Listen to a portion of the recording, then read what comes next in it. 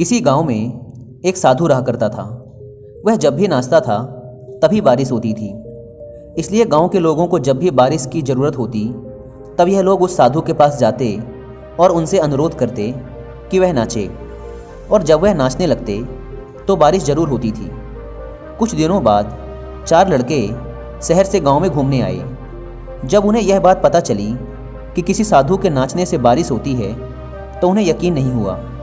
शहरी पढ़ाई लिखाई के घमंड में उन्होंने गांव वालों को चुनौती दे दी कि अगर हम भी नाचेंगे तो बारिश होगी, और अगर हमारे नाचने से बारिश नहीं हुई तो साधु के नाचने से भी बारिश नहीं होगी।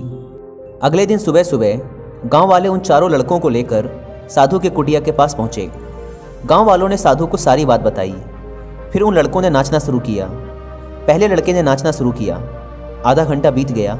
फिर पहला लड़का थक कर बैठ गया, पर बादल नहीं दिखे। कुछ देर बाद दूसरे लड़के ने नाचना शुरू किया और 1 घंटे बीतते बीतते वह भी थक कर बैठ गया।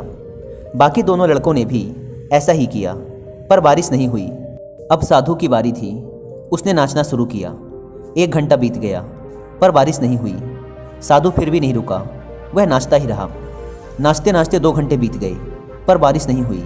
4 घंटे बीत गए, पर बारिश नहीं हुई। लेकिन साधु तो रुकने का नाम ही नहीं ले रहा था। धीरे धीरे शाम ढलने लगी कि तभी बादलों की गड़गड़ाहट सुनाई दी और थोड़ी देर बाद जोरों की बारिश होने लगी।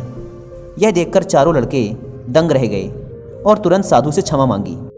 फिर चारों लड़कों ने साधु से पूछा, बाबा, भला ऐसा क्यों कि हमारे नाचने से बारिश नहीं हुई और आपके नाचने से बारिश हो गई?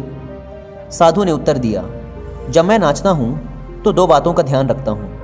पहली बात तो मैं यह सोचता हूँ कि अगर मैं नाचूंगा तो बारिश को होना ही पड़ेगा, और दूसरी यह कि मैं तब तक नाचूंगा जब तक कि बारिश ना हो जाए। सफलता पाने वाले में भी यही गुण विद्यमान होता है। वे जिस काम को भी करते हैं उसमें उन्हें सफल होने का पूरा भरोसा होता है, और वह तब तक उस काम को करते हैं जब तक कि उसमें सफल ना हो जाएं। इसलिए अगर हमें सफलता हासिल करनी है तो इस साधु की तरह ही अपने लक्ष्य को प्राप्त करना होगा।